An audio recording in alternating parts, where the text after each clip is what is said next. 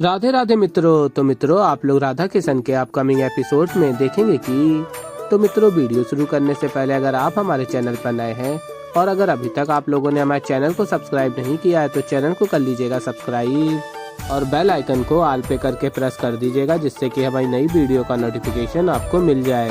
तो मित्रों, आप लोग देखेंगे कि वृंदावन के पुरोहित जी कहते हैं, अब तो इस समस्या का केवल एक ही समाधान है, हमें इंद्रदेव से क्षमा याचना करनी होगी।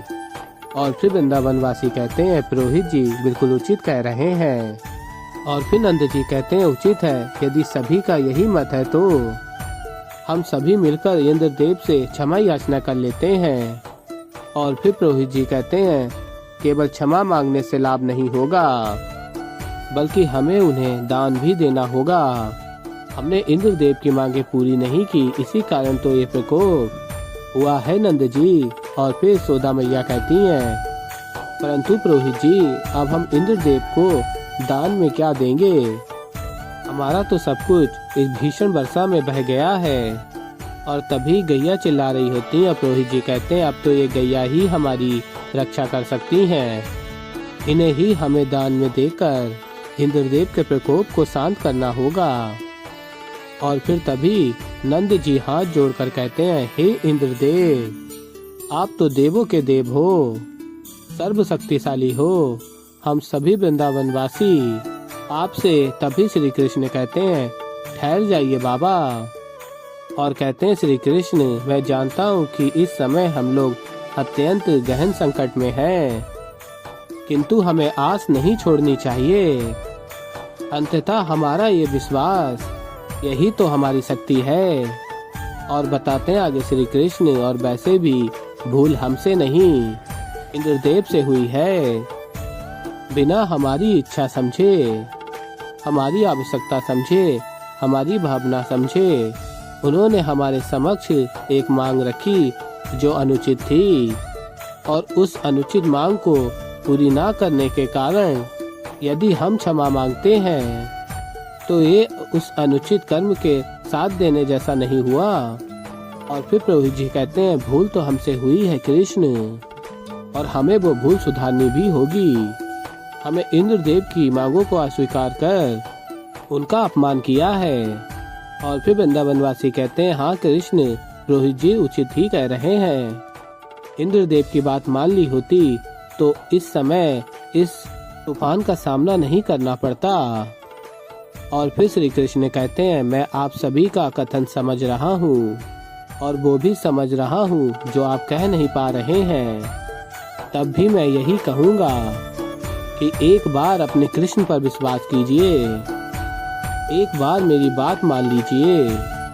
मैं आप सभी को एक ऐसे स्थान पर ले जाना चाहता हूँ जहाँ अपितु हम ही नहीं, हमारी गैयाएं भी सुरक्षित रहेंगी। और फिर मित्रों, आप लोग आगे देखेंगे कि और फिर पुरोहित जी पूछते हैं, ऐसा कौन सा स्थान है? और फिर श्री कृष्ण कहते हैं, एक ऐसा स्थान जो तनिक दूर है किंतु मेरे हृदय के अत्यंत निकट है। एक ऐसा स्थान जो धरा पर है किंतु आकाश को छूता है। एक ऐसा स्थान जो माता की गोद जैसा शीतल किंतु पिता की भांति प्रबल और शक्तिशाली भी है। एक ऐसा स्थान जो गौ की भांति प्रेम से परिपूर्ण है तो बछड़े के भांति कोमल भी है।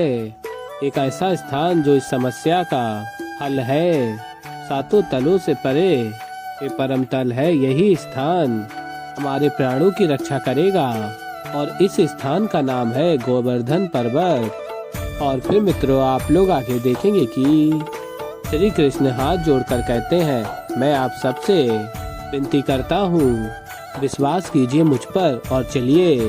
गोवर्धन पर्वत हम सभी को पुकार रहा है, और ये गोवर्धन पर्वत ही है जो हम सबके प्राण बचा सकता है।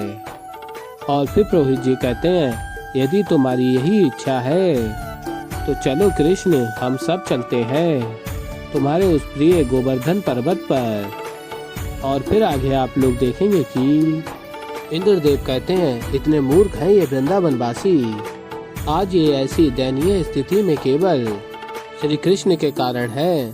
फिर भी एक बार ये पुनः उन्हीं के कहे शब्दों के जाल में फंसे जा रहे हैं। एक बार कहने मात्र से गोवर्धन पर्वत तक जाने के लिए सज्ज हो गए। और फिर इंद्रदेव कहते हैं, देवराज इंद्र, ये तो अपनी समझ की बात है। श्री कृष्ण के अमृत तुल्य वाणी को अस्वीकार कर अनुचित पद पर चलना ये तो संभव नहीं है ना। ये तो आप हैं देवराज इंद्र, जो श्री कृष्ण का तिरस्कार कर अनुचित मार्ग पर चल रहे हैं। और फिर इंद्रदेव कहते हैं, यदि विषय भय और आदर का है, उचित और अनुचित का है, मैं इन दुष्ट वृंदावन वासियों को ये बोध करवाऊंगा कि वास्तव में इन्हें किसका आदर करना चाहिए। और फिर इंद्रदेव कहते हैं, संवर्तक। तभी संवर्तक प्रकट हो जाता है और इंद्रदेव कहते हैं, दुष्ट वृंदावन वासी ऐसे नहीं मानेंगे। अपनी वर्षा और चक्रवात की तीव्रता को और बढ़ा दो, से कि इन दुष्ट वृंदावन वासियों को तुम्हारे रूप में हिमराज के दर्शन प्राप्त हो। जाओ। और फिर मित्रों, आप लोग आगे देखेंगे कि और फिर इंद्रदेव वज्र प्रकट करते हैं और कहते हैं, वर्षा और बाढ़ से तो तुम सब बच गए, किंतु अब मेरे वज्र के प्रहार से कैसे बचोगे। और फिर आगे आप लोग देखेंगे कि सभी वृंदावन वासी कृष्ण के कहने पर कृष्ण के साथ जा रहे होते हैं और इंद्रदेव अपने वज्र की शक्तियों से सभी वृंदावन वासियों को समस्या उत्पन्न कर रहे होते हैं। और तभी श्री कृष्ण कहते हैं, आप सबका यूं रुक जाने से समस्या और बढ़ जाएगी। बस अपने हृदय में प्रेम लेकर आगे बढ़ते रहिए, तभी हम शीघ्र अतिशीघ्र आगे बढ़कर गोवर्धन पर्वत तक पहुंच पाएंगे।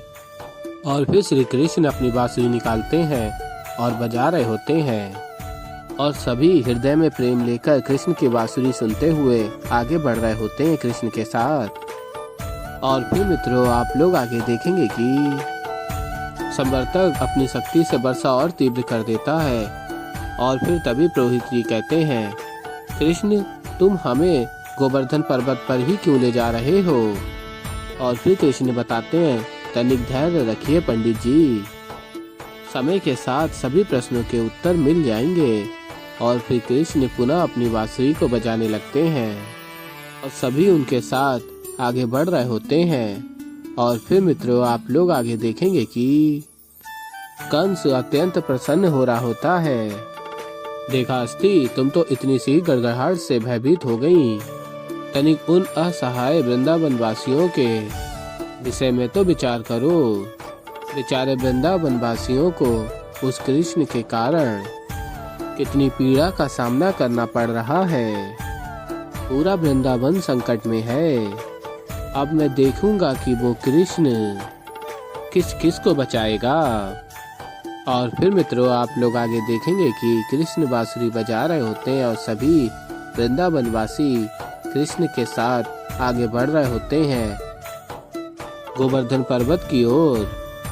तभी आगे बढ़ते हुए वृंदावन वासी के ठोकर लग जाती है। तभी श्री कृष्ण संभालते हैं और कहते हैं, आप ठीक तो हैं। और फिर कहते हैं श्री कृष्ण, मैं जानता हूँ कि ये मार्ग अत्यंत कठिन है और ये तूफान हमें आगे बढ़ने नहीं देगा, किंतु हम सभी को आगे बढ़ना होगा। यदि हम सभी एक दूसरे का सहारा बनते हैं, एक दूसरे की सहायता करते हैं, तभी हम आगे बढ़ पाएंगे।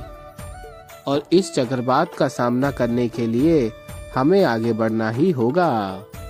और तभी सखियां कहती हैं, हाँ कृष्ण, तुम उचित कह रहे हो। और कहती हैं सखियां, हम सब है ना एक दूसरे के लिए, तुम आगे बढ़ो कृष्ण, हमें तुम पर पूर्ण विश्वास है।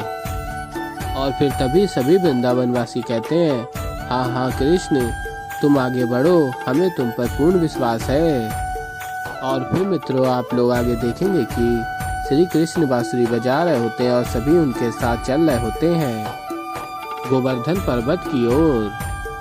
और तभी सभी एक दूसरे का साथ देकर आगे बढ़ रहे होते हैं और राधा देख रही होती हैं और कहती हैं, सभी कैसे संकट की इस घड़ी में एक दूसरे की सहायता कर रहे हैं। और कहती हैं आगे राधा, सच में कृष्ण, मुझे बहुत प्रसन्नता है कि वृंदावन वासी एक परिवार की भांति व्यवहार कर रहे हैं। और फिर श्री कृष्ण कहते हैं, ये तो इनकी केवल पहली शिक्षा है। किसी भी संकट का समाधान एकजुट होने में है। परिस्थिति चाहे कैसी भी हो, मनुष्य को विश्वास नहीं खोना चाहिए। उनका आधा संकट तो मानो टल ही चुका है। और फिर राधा कहती है, और आधा संकट तुम टाल दोगे। तो ऐसे ही मित्रों आगे और भी बहुत कुछ देखेंगे। तो अभी के लिए इतना ही, और मैं मिलता हूँ जल्दी आप लोगों को एक नई वीडियो के साथ। तब तक के लिए राधे राधे।